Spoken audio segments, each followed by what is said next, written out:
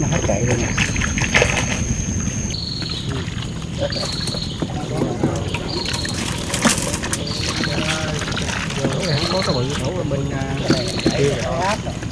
Đường kính của xà di khoảng 20 cm với một chiếc hòm. Tùy theo mực nước cao thấp, sâu cạn mà chiếc xà di dài hay ngắn. Xà di là loại ngư cụ di động thuận lợi nhất. Để dẫn dụ cá, nhiều ngư dân thường sử dụng xác mắm trộn với hạt lúa ngâm nhiều ngày làm mồi. Sau hơn một buổi đi thăm 70 chiếc xà di, chiếc xuồng của ông Năm lách tách điếng cá rô dễ trong khoang mà ông ước chừng chục ký. Đó cũng là niềm vui mang đến cho ông mỗi ngày, dù công việc không dễ chút nào. Mày nè, thấy không? 100.000 ký hả anh? 100.000. Cá rô này là gọi là cá rô mày này phải không? Có con bự nữa. Chứ không phải riêng mà bự nó ít lắm, cỡ bà lớn này. Trời. Rồi. Cái 6 phân cái nào phân gì? Trời ơi, cái dãy rồ đi. Cái con này nó cũng bự lắm. Vậy hả? Trời. Rồi.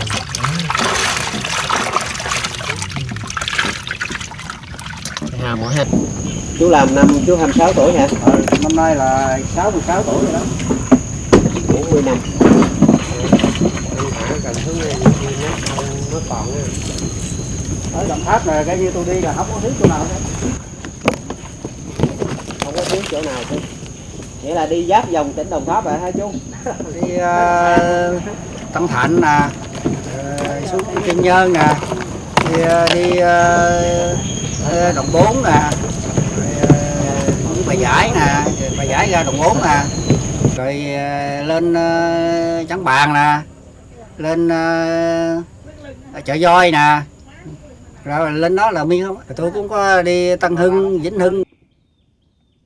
Như mọi ngày, ông Hồ Văn Kịch, dân trong xóm thường gọi là ông Năm Kịch, đi thăm 200 cái xà di mà ông đặt từ nhiều ngày trước. Nó vô cái hôm như vậy nó chen vô hả? Không bự mới thiệt, mà đủ trốn hay. Có bự hơn nữa, không phải có lớn không? Xà di là ngư cụ ông Năm sử dụng để bắt cá rô đồng mỗi khi mùa nước từ thượng nguồn sông Mekong đổ về. Đổ này không có cái bự, đổ bên kia kìa. Bây giờ ta lên lý trồng tràm cho là đi nó khó, khẩu nó hơi khó khăn đi.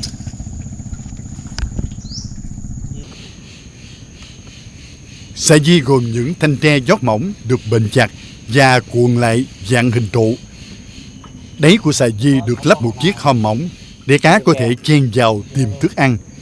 Nhờ hai thanh hòm bền chặt đấu vào nhau nên cá vào được nhưng không thể có đường thoát.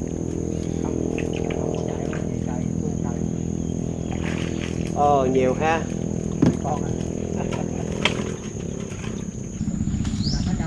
Bây giờ ta lên lý trồng tràm cho là đi nó khó, khẩu nó hơi khó khăn đi.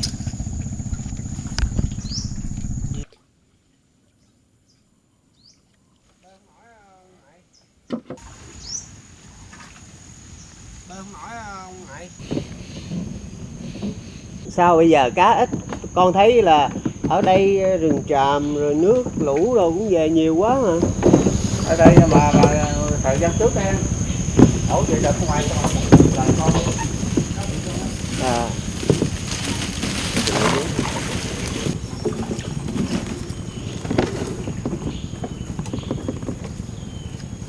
Len lỏi trong cánh đồng tràm, nước ngập sâu đến nửa người, việc di chuyển trở nên chậm chạp.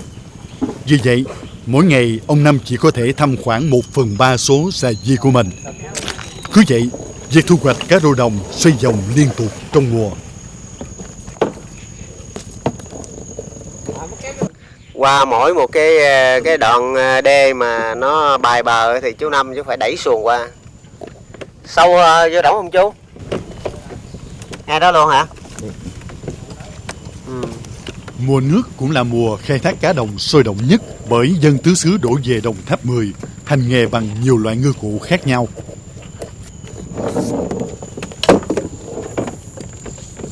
Cái này là hy vọng là nhiều hả chú?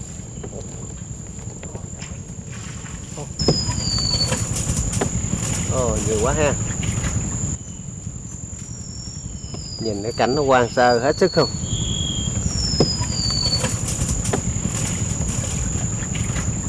Chim cà voi hót líu lo hả anh Chợ? Sà di cũng là một trong những ngư cụ bắt cá rô hiệu quả nhất.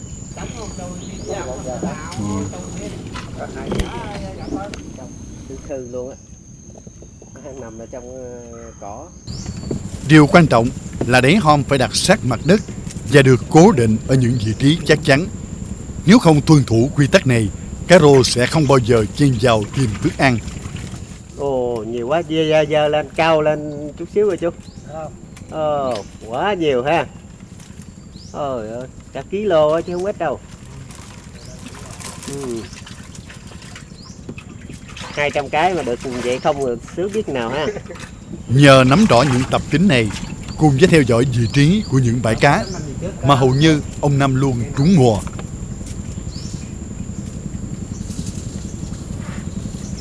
Cái năm 92, năm 92, 93, mấy năm đó là đặt là bữa là 30-40 kg, 40-50 kg không á.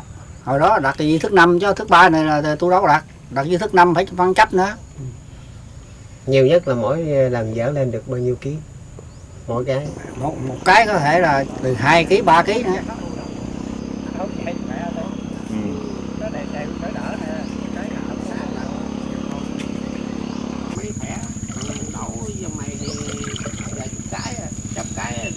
Ông Năm quê ở huyện Châu Phú, tỉnh An Giang, một trong những vùng đất trồng lúa trù phú của lưu vực sông Mekong thuộc địa phận Việt Nam. Nhưng đời ngư phủ đã đưa gia đình ông trôi dạt khắp nơi, từ miền Tây đến miền Đông Nam Bộ, có lúc sang tận Campuchia để tìm nguồn cá đem về. Nhưng thời gian ông cắm sào ở Đồng Tháp 10 và gắn bó với vùng đất này có lẽ là lâu nhất.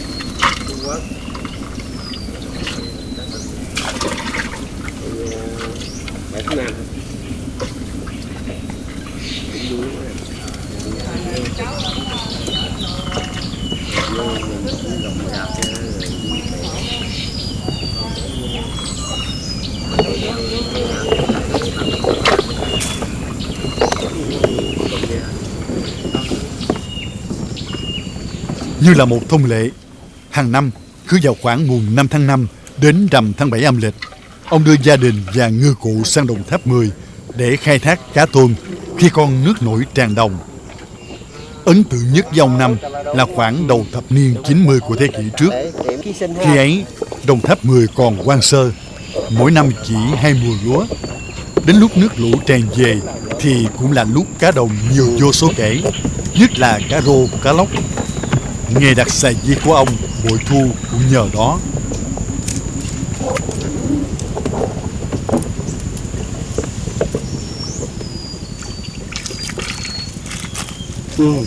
Tốt quá, ngon quá.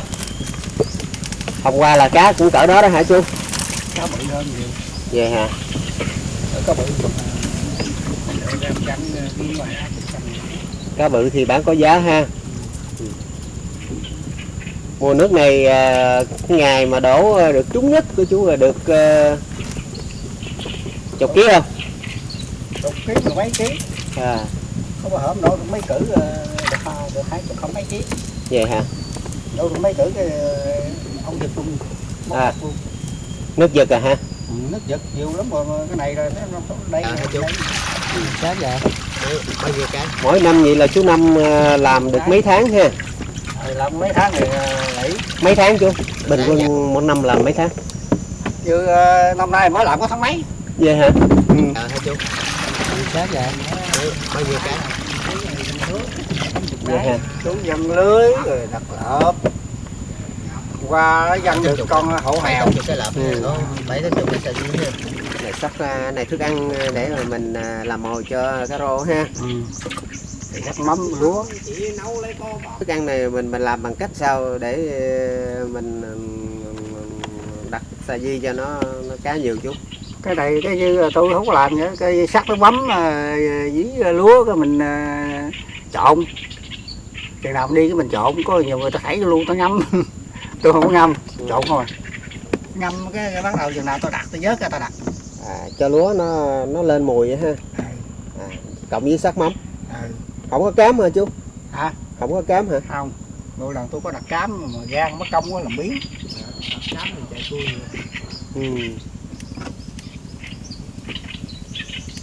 Sáng giờ được khá không? Thường năm á chú làm xong rồi khoảng tháng mấy chú mới về quê? Tôi cái như mấy năm trước thì tôi tới Tết tôi mới về thôi. Ta thì giờ 25, 6 Tết mới về. Còn 3, 4 năm nay thì cái như là đặt sợi dây rồi tới tháng 10 hai bữa rằm 16, bữa 20, từ 20 Về rồi khoảng tháng mấy mới qua trở lại? thì cái như tháng 6, tháng 7 vừa qua. Mình mua tre đó, về mình trẻ, mình mướn người ta bệnh, mà mình bệnh nhà nữa. Vậy đó mà làm vậy đó mà đâu kịp đâu, tới chừng nào đi cũng còn đem theo. Bây giờ ta lên lý chúng ta không cho là đi nó khó, khẩu nó hơi khó căng đi.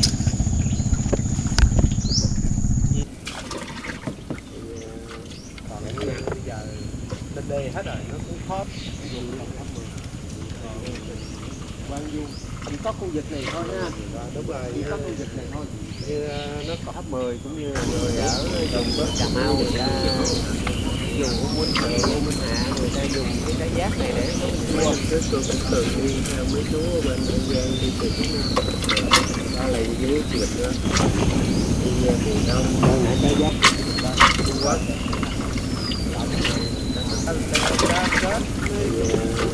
Việt Nam.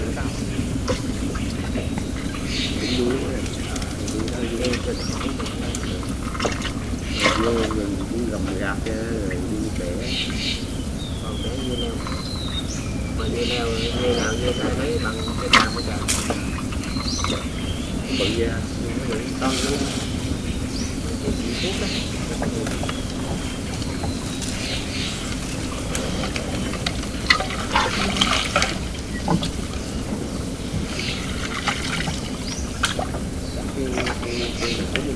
Bao nước là đủ không? Ta gặp bao nước thì sợ luôn.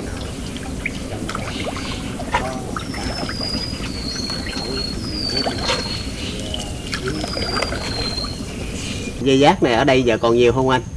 Còn mà cũng hiếm lắm, mà vô gần Tràm mới có. Gần Tràm với vô ba cái sậy đế đồ chỗ nào nó còn gạp Quang Du á, thì nó cái còn tồn tại cái này. Nơi này cái hàng cũng hơi hiếm. Đó cái này nấu canh chua nè, kho cá nè, thì nó còn nhất là kho cá linh, còn hay nấu canh chua cá hay là nấu canh chua chuột gì đó. Còn ngoài ra là người ta bẻ về người ta ngâm rượu uống chỉ tê nhất rồi, ngâm với đục phèn đó, ngâm nó rồi cái rượu trắng rượu đế mà nó mua cái chế vô phân ly lên màu uống vậy uống lắm, uống xỉn là không biết luôn á. Còn nấu canh chua là mình trái chín hay trái sống? Nấu canh chua thí dụ trái chín thì nó càng ngon, trái sống thì nó cái chua nó cao hơn, mà trái chín thì nấu thì nó màu đẹp hơn. Nói chung là sống chín gì nấu cũng được hết, mà tốt nhất là nấu trái chín nó ngon hơn. Rồi cái mình nấu nước cái mình bỏ vô cái gỗ nhỏ nhỏ, cái mình để vô nước cái nồi canh đó, cái mình lấy giá mình quậy ra, cái nó ra cái mình bỏ cái vỏ đó. Cái chùm dây giác này nó nghe nó chín không phải là nó chín đều hết, mà nó chín cũng có trái sống trái chín, mình bẻ gì rồi bẻ về mình nấu đại. Rồi hái tiếp đi anh.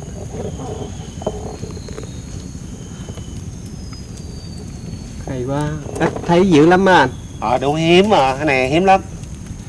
Có người ta đi trên lộ mà người ta kiếm tối ngày mà không có, mà mình biết chỗ mới có thôi, chứ vô trong Tràm rồi mới có thôi, chứ còn ngoài ra như cặp lậu xe đồ ở sau hè dân đồ không có đâu. Người ta hái hả? Người ta khóa nó hết rồi, chỉ còn trong Tràm thôi.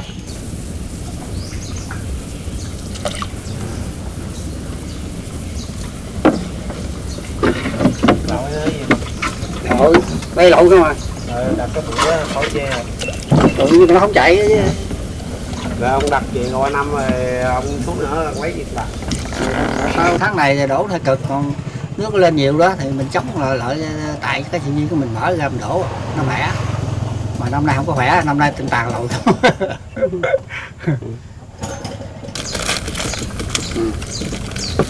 Nhiều quá. Nhiều hả chú Năm? Có 2-3 chục giá nha. Có 200 giá, 2 giá. Nhiều quá. Này lọt vô cái chợ, nó vô cái hôm như vậy nó chen vô hả? Hôm cũng yếu ha. Nó đưa qua đưa lại được mà. Cái này lọt vô cái nhất là phải tới 3 con cái nhất. Và cá đó là 50.000 một ký.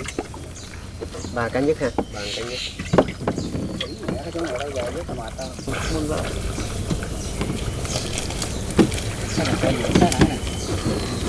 Nghề này cực quá ha chú Năm. Trời ơi lỗi về cái phải thức thuốc đít bị nước ăn tay ăn bữa bữa tôi đủ ăn chảy máu luôn. Nhưng mà mỗi lần mà dỡ lên có cá rô mà rồ vậy là thấy mừng ha. Cái 6 phân cái nào phân gì? Đó là con này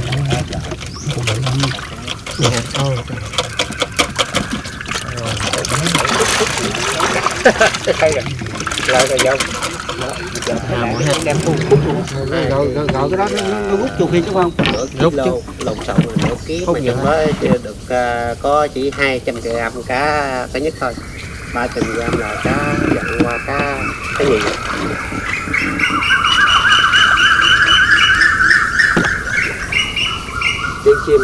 Cái này làm như có tướng này dân lưới. Trên đường di chuyển, điều làm ai cũng lo lắng là những tổ ong bần bám dày đặc trên thân tràm.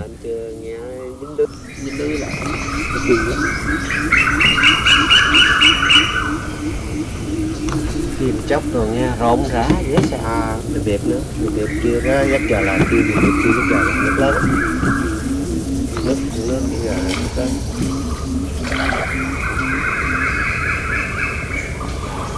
Kéo gió mình cũng việc kêu nó cũng cầm theo con nước này, con là cầm theo con việc kêu. Đứt bớt để trước ăn, thấy không kìa? Đó là Tặng cây kéo nó ổ nữa, nó đóng ở dưới. Bữa hôm nó đóng tôi hết cái rồi, đóng tôi hết mấy dít rồi. Vậy là ông đi trước đi Ngân. Còn bơi ngát lên đây.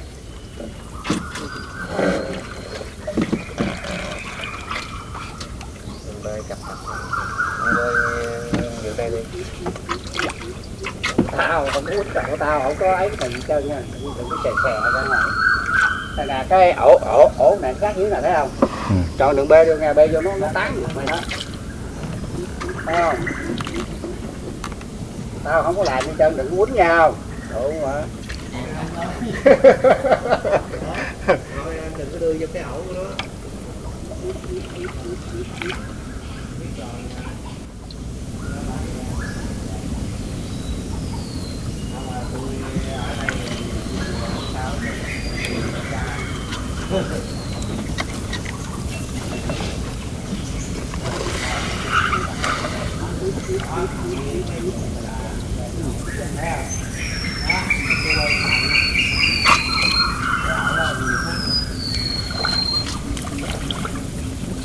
Lâu lắm rồi, cũng mấy chục năm rồi.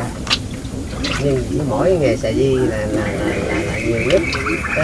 Không có bị gì đâu có đất cát gì đâu, làm ruộng cái gì làm gì không à, làm gì tới mùa đi đặt vậy thì mấy tháng rồi về nhà mua tre là làm nữa vậy.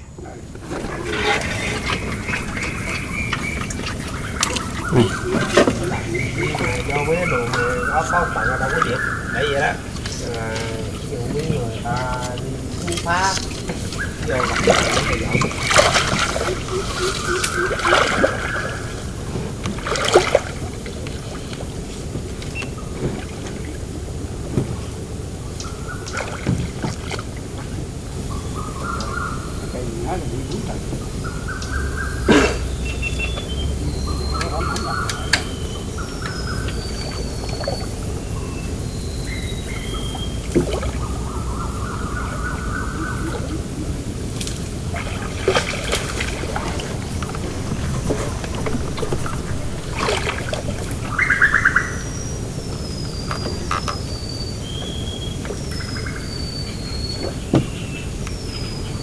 Vui quá.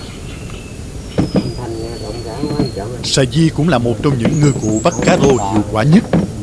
Sà di được làm khá đơn giản, gồm những thanh tre bền chặt bằng dây thép có hình trụ. Mà người ta đụng động nó ngủ hoài, còn nếu mà tập săn bắt thôi. Nó ở đây giờ nó tặng bắt cá lâu quá.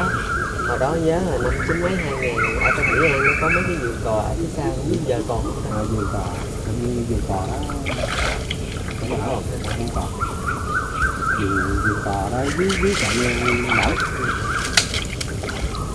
Đây là các vườn cò đi. Vui lắm à, cò đó chịu vui lắm à. Mà đó ở miếng đất nào rồi hay là nó ghét hay khó nó không quá. Hồi đó nhớ lâu lâu đi công tác cứ mua cò về, mua cò ngon ngon người ta chặt ra, người ta chọc xuống nhỏ rớt xuống cái mua về khìa nước dừa tường. Cái gì cỏ tôi biết có ăn được 2 cái ít xíu về với cái 2 cái tù. Hồi đó còn trẻ trẻ rồi cái gì cò đỏ cò lửa không biết luôn, cò lửa là nó nói gì chắc là bây giờ không biết.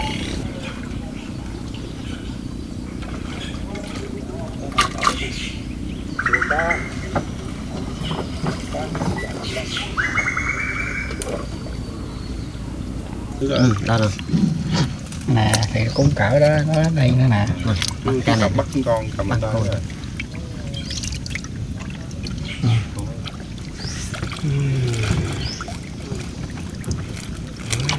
Cái đồ này loại nhất thì thấy chú. Còn mấy con tí. Không biết nữa này, cái này bự như là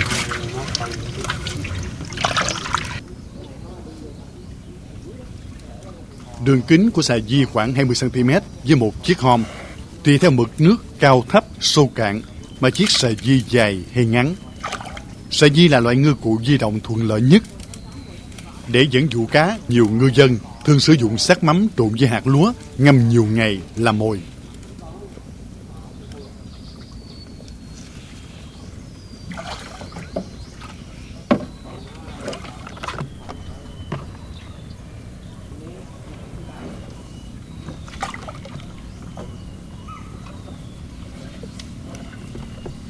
mà cá gu của nó mẹ vậy mà tôi đặt cá gu á hôm bữa tôi ở trên cái bờ cái cầu á, tôi đặt cá gu, thằng bạn tôi đặt từng con nữa, 2 con là cân 1 kg lô mốt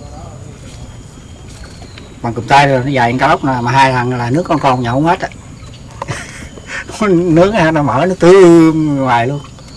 Cá mắm bây giờ nó yếu, hồi đó trời ơi cái sông này hả nhóc hồi đó dùng này hả sậy đế không chứ đâu phải mà nó được như bây giờ đâu. Mẹ nè thấy không, cái con bự nữa nó phải viên mà bự nó ít lắm, cỡ mà lớn này. Trời rồi cái 6 phân cái nào phân gì con này nó cũng bự lắm vậy hả? Trời. Rồi.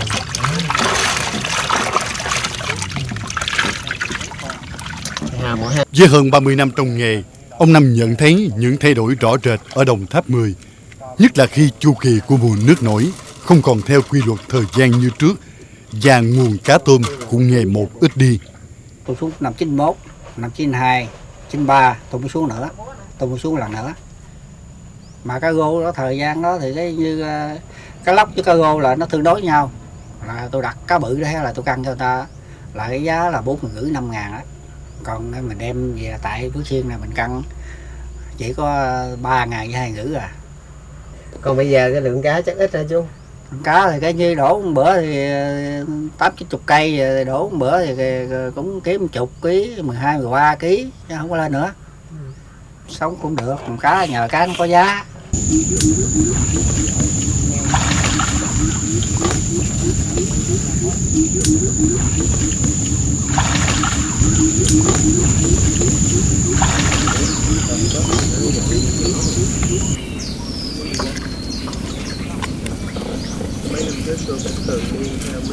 Thấy gì nó cực lắm, bây giờ là nó quải luôn. Sống bây giờ sống là như là có năm rồi kia, hồi đó là chàm đi lọt chàm ra với đất láng này như là cỏ sậy đế cũng sống thôi, mệt lắm. Nó dày vậy, nó lâu năm nó dày đó. Đất quang rồi đó, đất quang là nhiều, ở đây là đây rồi đó, đất quang nhiều. Sống giờ là gên luôn chứ không phải là cái như tôi có cái này ngày này không chứ không có ngày nào cái.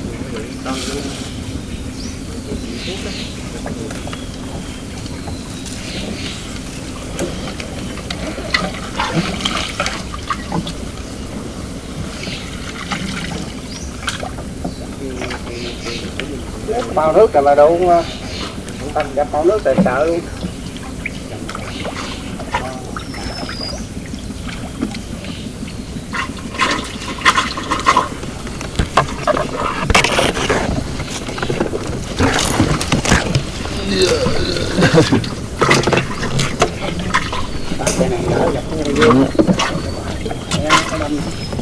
Có đầu nãy có ghe gì đi đâu, đi chứ ghe tầm bản á, mới ban đầu thì đi hùng với người ta, mình cũng không có máy, tụi bơi không.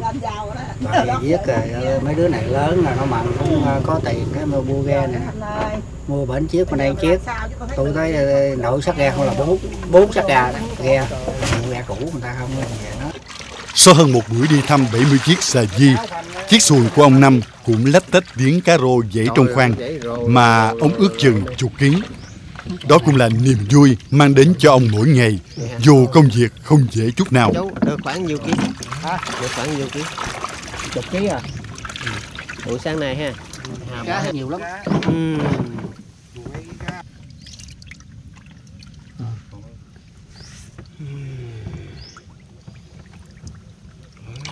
Cá rô này loại nhất rồi hả chú? Nhiều cái gì? À, mẹ nè, thấy không? 100.000 ký hả anh? 100.000. À, cá rô này là gọi là cá rô mày này phải không? Có con bự nữa, chứ không phải viên mà bự nó ít lắm, cỡ bà lớn này nhiều. Trời. Rồi. Cái 6 phân cái nào phân gì? Trời ơi, nó dãy rồ đi. Con này nó cũng bự lắm. Vậy hả? Trời. Cứ vậy mà mỗi năm, sau khi trừ chi phí sinh hoạt, ăn uống, gạo thóc, chợ búa, thuốc thang, chi phí lúa, sắc mắm, dùng làm mồi cho cá, gia đình ông Năm cũng đem về quê nhà vài mươi triệu đồng tiền tươi thóc thật. Chừng ấy số tiền cũng vừa đủ cho gia đình ông Năm chi tiêu dè sẻn mỗi năm. Không có cái bự đổ ở bên kia kìa. Cá ách trong cái còn cái nuôi nữa.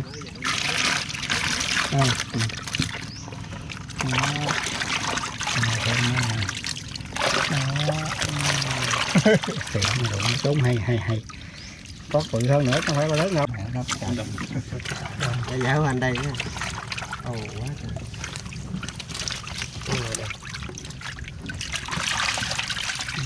Sáng giờ hả chú? Sáng giờ bao nhiêu cái?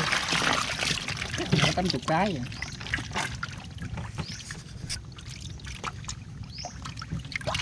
Bảy tám chục ha, 780 cái lợp ha, 780 cái sầu riêng ha.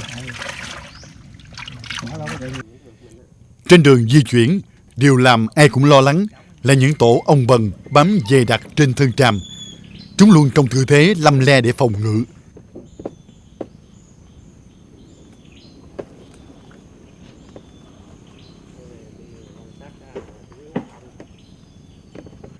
May mà chúng tôi được anh chọn, người bản xứ, rất thạo đường đi nước bước. Anh đã điều khiển chiếc vỏ lãi lướt êm nhẹ, nên mọi việc được an toàn. Mình không ghẹo thôi, ghẹo là nó dữ lắm á, nó không giữ mà. Nó nhóm không, mình ngồi vậy chứ nó nhóm đó, chứ nó muốn bay ra đó mà mình đừng có quơ sầu quơ cây là nó yên một chỗ à. Thấy nó thì nó nhóm đít đó. Mà mình ngồi trước chắc ăn đi, ông thì nó không bà con dòng họ mình đâu, thì đi đặt xì di rồi mình cũng chú ý tới những mấy nhánh cây ông bằng ông nghệ, hai thứ đó nó nguy hiểm lắm. Ở đây còn ông Bần nhiều hả anh? Đúng rồi, ông bằng nhiều lắm. Có chỗ ông bằng nó dài 2 thước, 1 thước 2 thước bình thường. Như ông này thì nó dạng 3 tấc mấy vậy, cái này cũng nhỏ thôi. Có những đánh chàm nó dài từ đọt mà nó muốn sức tới gốc luôn. Ông bằng dài 2 thước 3 thước bình thường. Ông Bần dữ không anh Chọc? Ông bằng này á, ông bằng này nó gây ra mình không chạy chạm nó thôi, mà chạy chạm nó cũng tới ổ lắm nghe, nó gượt mình là chạy cũng bất sắc ban một là nhảy sông lặn thôi chứ không làm đường nào hết trơn. Nó đuổi tới đích á. Mình tốt hay xấu nó cũng phải thủ chứ, mình cũng vậy, mình biết nó tốt thì mình không động nó thì nó đâu bay ra, mà mình xấu với nó đi rồi nó bay ra. Bảo vệ ô tô chim không eo phát lại. Không ai dám lại ha. Đúng rồi. Công nhận phải nói là con chim đó cũng như ông gùi vậy đó, mà có cái là không dám sát gần đâu, sát gần nó nguy hiểm lắm. Loài chim sâu vốn yếu thế nên chúng thường chọn những nơi ông Bần, ông Nghệ vốn hung dữ để làm tổ. Anh Chọn cho biết chim sâu chọn nơi làm tổ như vậy cũng là cách bảo vệ mình. Sự cộng sinh trong thế giới động vật giúp chúng tôi nhận ra nhiều điều thú vị.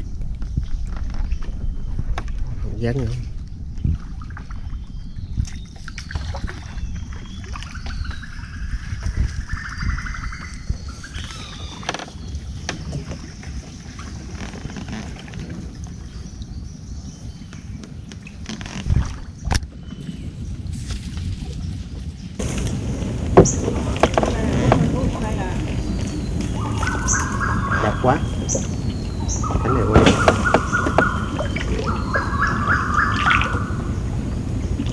Có cái con đó mới kêu là con chim phước. Chim gì? Chim phước. Chim phước mà cái con mà đen nó đuôi dài nó có màu đỏ đó. Chim phướng ha. Đó là chim phước. Chim phước nó cũng đầu 5-6 loại vậy đó, nó có loại bông gần mà nó dữ lắm nha. Có những người ta giăng lưới dắt lưới rồi á, dính nó rồi thấy nó cũng tội lại mình bắt mình thả, mà nó cũng dữ lắm, mà nó vào nó cấu nó mẫu mình dữ lắm. Nó cũng phản ứng chứ, để mà tìm đường sống chứ ha. Đi đặt gì thấy người ta giăng lưới giăng câu rồi câu trời đó dính rồi bắt đầu mình bắt mình thả. Còn đó nói chung thì từ đó giờ không thấy ăn nó, thấy vậy bắt cũng thả. Ôi cái ổ bự, có ổ bự này là ổ gì? Đó là chuột cũng nhum. Vậy hả? Chuột cũng nhum.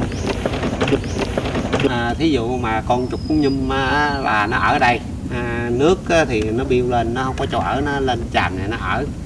Thí dụ mà dân không săn bắt nó thì nó vẫn còn ở đây. Nếu mà dân mà săn bắt nó rồi nó mất rồi thì con chuột cơm nó chiếm lãnh thổ. Bây giờ để coi con chuột nhum còn ở đây hay không.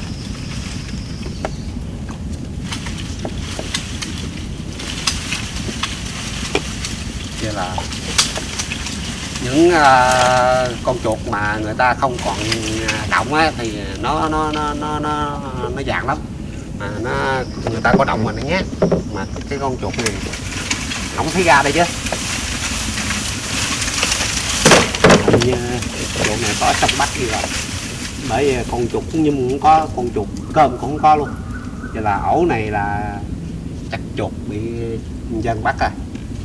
Không còn con chuột tồn tại ở ổ này nữa. Chứ nãy giờ mình rung lắc có khi nào nó dạng nó... Đúng rồi, có con này thì nó dạng nó vẫn ở miệt mài trong đó không chừng. Bây giờ mình động mạnh phá ổ luôn. Rồi nó còn đó, con chuột cơm. Hai con chuột cơm vậy. Đây. Ồ, nó dạng rồi nó khôn lắm. Nó dạng dễ sợ. Đó, cái lãnh thổ cái con cúng nhum thì nó đi rồi, con cơm thì nó sẽ chiếm cái ổ đó. Mà không phải một con mà nó 2 con luôn. Chuột cơm thì ngay ra nó lặn tinh vi lắm, nó lặn có thể là 5 phút 4 phút 5 phút.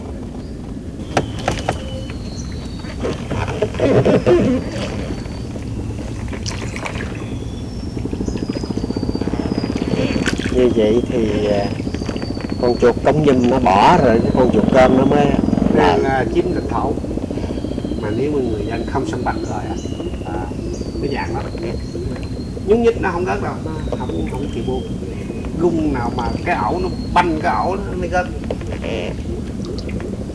Mà dân bắt chuột cũng khen lắm nha. Có số người thì người ta đi săn nó thì chỉ một, có người ta đâu cần chỉ một đâu, chỉ một cái vợt thôi, cái gung cái người ta dự đoán nó sẽ rớt xuống ngay cái vị trí nào đó, lấy vợt người ta hứng, người ta bắt sống, người ta đem ra chợ đó người ta bán. Có những cuộc sống cứ những người ta bắt chuột bằng cái đó là nó sống thắng nước vậy. Gung lấy vợt để đem ra chợ người ta bán.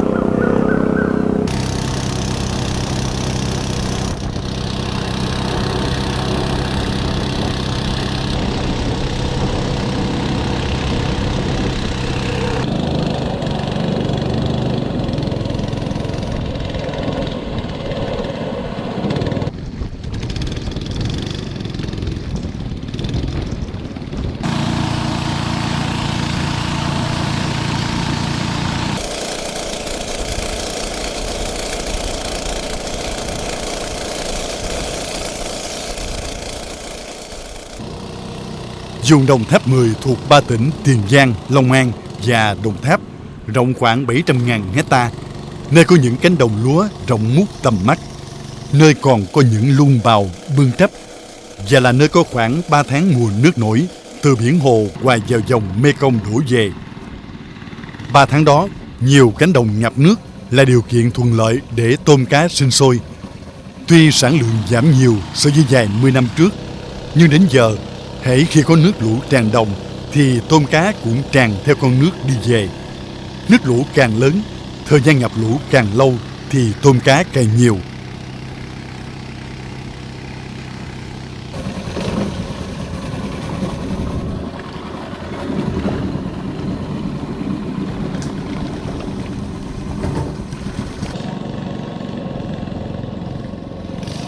Chúng tôi được anh Lê Văn Chọn, một ngư dân lâu năm ở Đồng Tháp 10 cho biết, ngoài nguồn lợi tôm cá tự nhiên tràn về theo con nước, người trong nghề khai thác thủy sản lâu năm ở đây còn có thêm mùa cá hội. Mùa cá hội thường bắt đầu vào các con nước rằm tháng 6, rằm tháng 7 và rằm tháng 8. Khi đó, tại các bãi đất ngập nước, nhiều nhất là tại các bìa rừng, cá tụ hội về làm nơi sinh sản. Người yêu nghề bà cậu và kinh nghiệm lâu năm mới phát hiện ra điều này, nên ngư dân thường chọn đúng thời điểm này để vây bắt, nhất là vào ban đêm.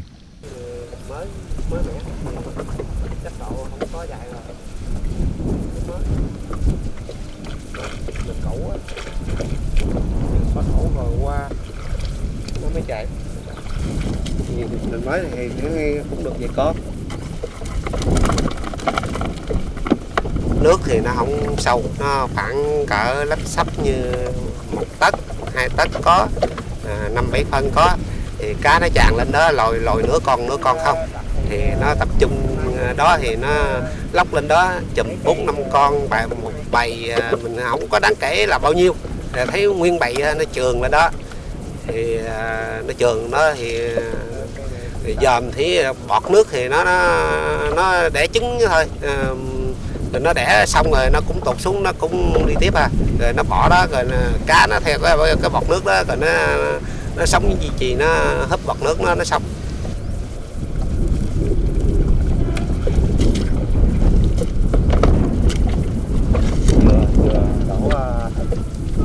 Đổ chị Di đổ lợp ốc không à.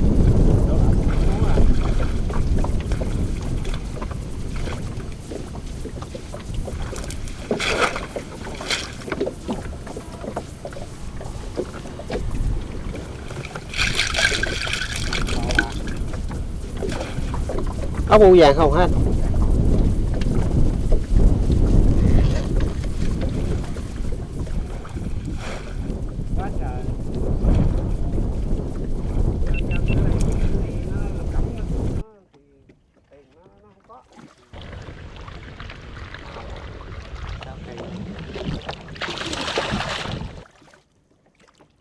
đó giờ đặt xà di năm nào Chạy á, là mình đặt mình biết cái bề thế là nước nguồn nước đó đặt chạy, nguồn nước đặt không chạy.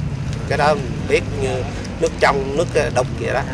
Cái đó như nước trong thì nó chạy mạnh hơn. Rồi biết thế đặt rồi đổ lạnh rồi.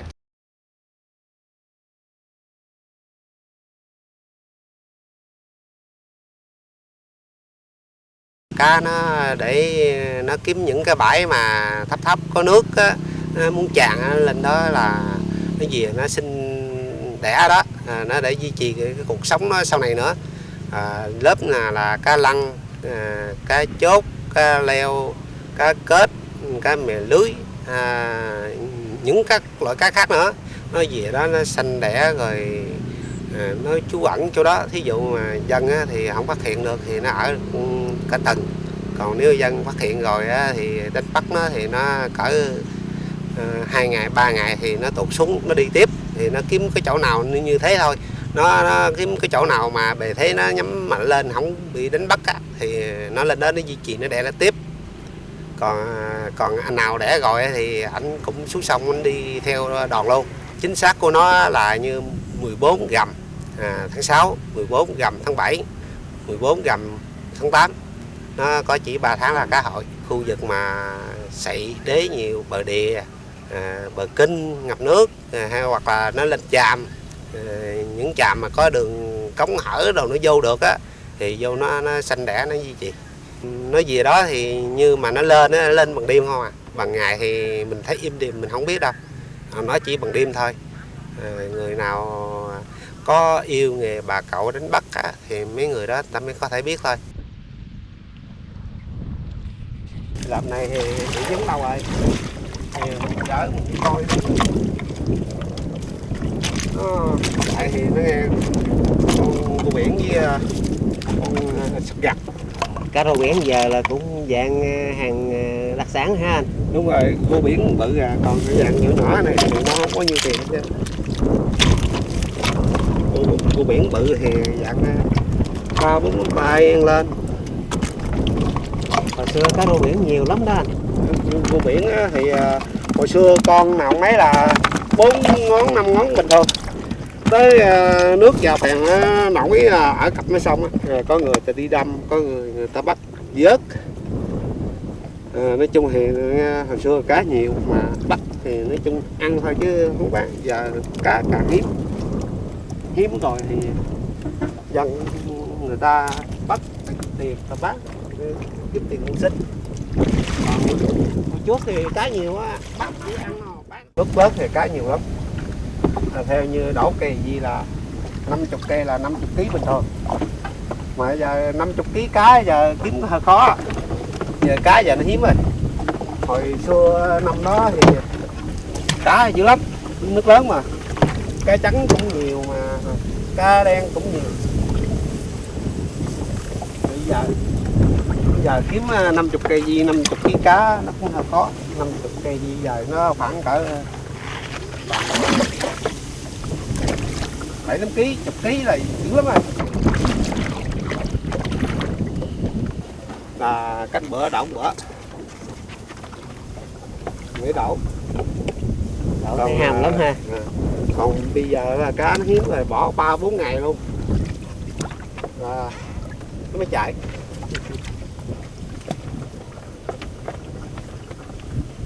Cái gì được 200-300, dở thì trăm mấy. Cũng đủ sống. Anh Chọn hầu như biết rõ tận tường mọi ngóc ngách những tuyến kênh bươn trấp nơi anh sinh sống. Hầu như ngư cụ nào anh cũng đã sử dụng. Với xà di, theo anh, đó là ngư cụ thân thiện nhất vì chỉ bắt những con cá có kích thước lớn. Với 60 xà di được thu hoạch mỗi ngày đã giúp gia đình anh cũng như nhiều ngư dân có cuộc sống và nguồn thu khấm khá. Ví dụ cái cục sậy hay hoặc cái gì đó mình chọn cái vị trí, cục cỏ hay đó mình chọn cái vị trí theo cái phù hợp của con cá nó đi. Nó đi mình biết cái con cá nó đi cái hướng đó và mình phải bố trí cái hướng đó. Đặt nó mới chạy, còn mà mình không biết mình sọt cũng xuống mà nó không chạy là không chạy. Cái nghề xì di này á, thì 3 đời là đời ông, đời cha, đời con. Nghe xì di nó cũng có kích cỡ. Ví dụ mình bắt con cá là 3,5 phân hay hoặc 4 phân. Còn mà nhỏ nữa thì nó lọt nó ra. Ví dụ con cá đó nó còn vẫn ở ngoài nó ăn, nó lớn mình mới bắt. Thì nó còn sót lại, thí dụ mà tới cuối nước mình rút lên thì còn sót lại cái nhỏ đó, nó sanh sản nó đẻ thêm nữa, tới mùa vụ tới nữa có thể mình bắt nữa.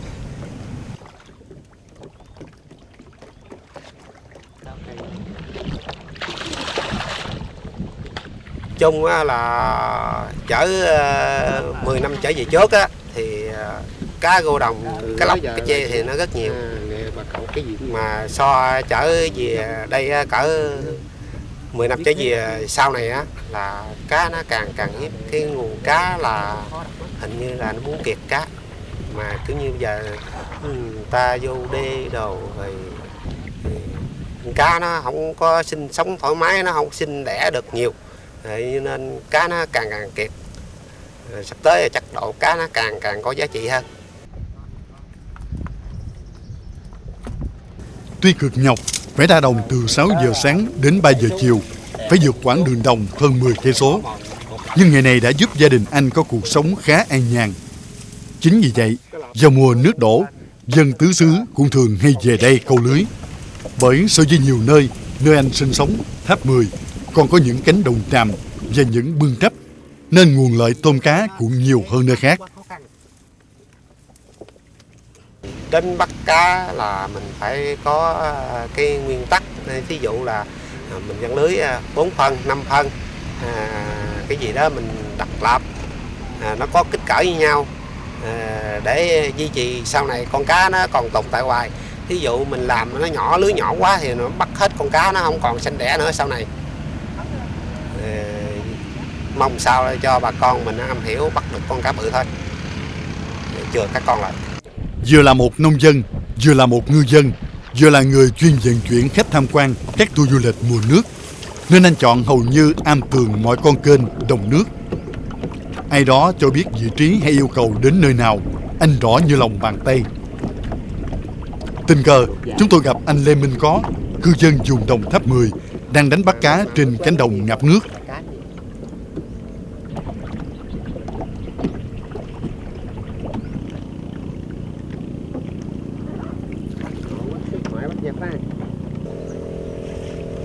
Anh Có cho biết, hầu như năm nào anh cũng tranh thủ 3 tháng nguồn nước về để hành nghề câu lưới. Nguồn thu nhập khá từ nghề đánh bắt, phần nào giúp anh cũng như nhiều cư dân nơi này có cuộc sống an nhàn. Tuy nhiên, để có bộ ngư cụ này, anh phải đầu tư hơn 10 triệu đồng.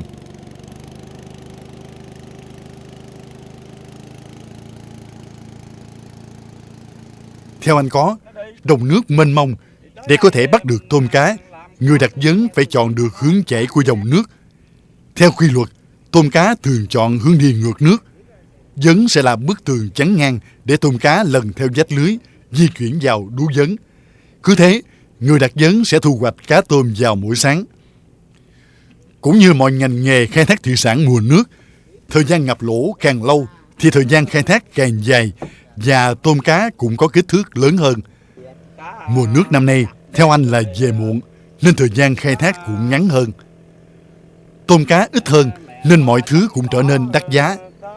Những năm trước, cá linh sau khi thu hoạch thường được ướp đá bán tại các chợ. Dân địa phương thường gọi cá linh là cá của người nghèo vì rẻ và nhiều vô số kể. Thì nay cá được bảo quản tươi sống nên bán được giá hơn, thậm chí có lúc giá rất đắt. Một phần do sản lượng cá tôm ngày càng ít, một phần do phương tiện vận chuyển bảo quản hiện đại và đường bộ vận chuyển dễ dàng nên giá bán cũng cao hơn. Nhờ đó mà người dân cũng có nguồn thu nhập khá trong mùa nước. Mùa nước cũng là mùa khai thác cá đồng sôi động nhất bởi dân tứ xứ đổ về đồng Tháp 10, hành nghề bằng nhiều loại ngư cụ khác nhau.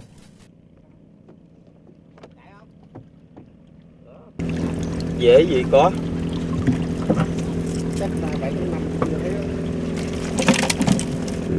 Năm nay so với mỗi năm sao anh hai? Năm nay thì nước nó về trễ đó mà cá nó cũng như năm rồi cũng bình vậy cái. Các năm trước nữa thì đỡ. Năm nay làm thì ngày thì kiếm cũng như 200-300, bữa 300 mày dồn lại thì nó bình quân thì ngày mình kiếm 200 mấy thì được. Sáng này mình làm Để cho nó rung 3-4 tiếng gì đó rồi về. bữa nay cá nó gồm những cái mặt cá nào hả anh? Cá linh nè, cá linh nhiều chứ còn mấy cá kia ít xịu à. Lâu lâu một hang cá chạch, hang cá chê, vài con thắt lá. Mà sáng giờ anh làm được khoảng bao nhiêu ký à? Chắc cũng cỡ 7-8 ký à.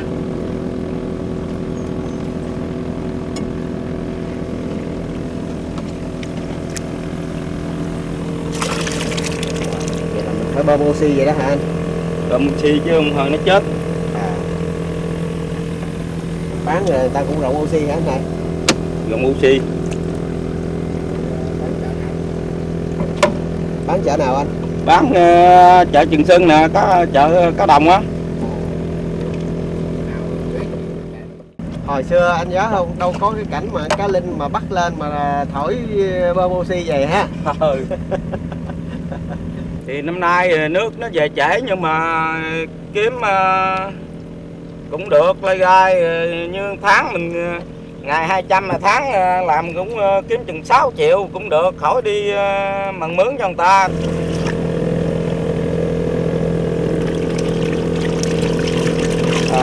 Cá linh này bữa nay được nhiêu, bán bao nhiêu ký? 40 ngàn hả? Vậy là cao hay thấp so với mọi khi anh? Năm nay thì cá có giá hơn mỗi năm. Bên này cá này để về mình thả với đìa mình nuôi lại. Cá gì anh? Cá sặc đẹp rồi nhiều khi cá mè qua chấm cỏ, cá rô phi gì đó đem về mình thả với đìa lại mình nuôi. Nguyên vàng một cái bầu như vậy nè, đường gian rồi cây đồ luôn mà mình sắm chừng triệu á. Mỗi một cái vàng lớn như vậy là khoảng đầu tư là khoảng 1 triệu. 1 triệu mà mình làm thì cỡ 10 cái 10 mấy cái mới có ăn chứ còn ít nữa đâu có ăn. Nhờ cái này ít cái kia bù lại.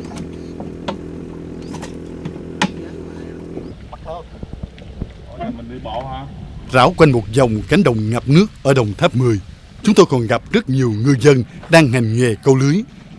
Dù có cực nhọc, nhưng nhịp điệu đời sống diễn ra bình thản, nhẹ nhàng, thậm chí có phần thi vị.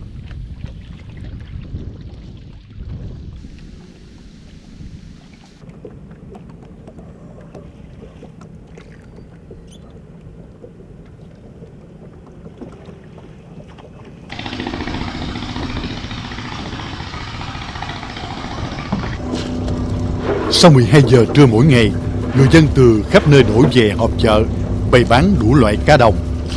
Có lẽ vì vậy mà chợ Trường Xuân đã trở thành nơi mua bán cá đồng tấp nập nhất ở Đồng Tháp 10, nhất là mùa nước lũ. Từ đây, các loại cá nước ngọt tươi rói được thương lái đưa đi bán khắp nơi, góp phần làm cho một góc Đồng Tháp 10 thuộc tiểu vùng sông Mekong trở nên sôi động.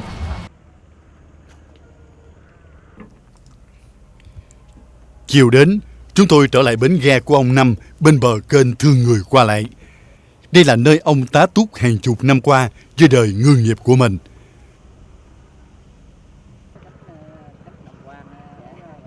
Những năm trước, bến ghe này rất đông vào mỗi buổi chiều về. Nay chỉ còn lại chiếc ghe của ông Năm. Bởi các người con của ông bà, người thì lập gia đình, người thì tìm nghề khác để có cuộc sống khá hơn.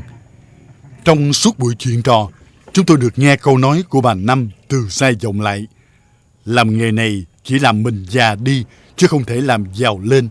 Câu nói cứ làm chúng tôi rây rứt khi nghĩ về những con người sống lên đên trên đồng nước mỗi khi lũ về.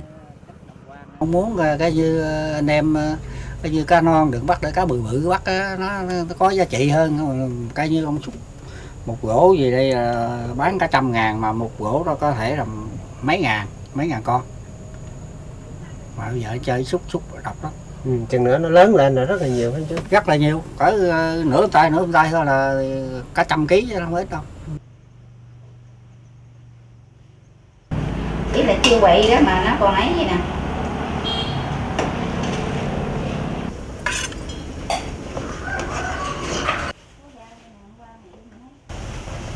Bữa vớt cá ra nó mới được không được.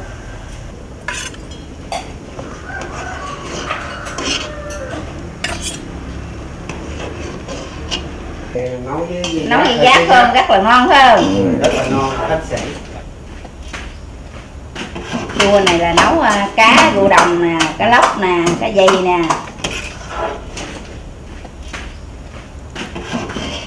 Trở lại nhà anh Chọn trước khi kết thúc hành trình. Vợ anh lúi húi sau bếp làm món ngon để khách, bữa cơm cây nhà lá vườn với mớ cá rô anh vừa bắt được. Vị chua đầm thấm từ trái giác với cá rô đồng giúp chúng tôi cảm nhận trọn vẹn hương vị đồng nội và cái chân chất của tình đất Tháp 10 mùa nước nổi đổ về.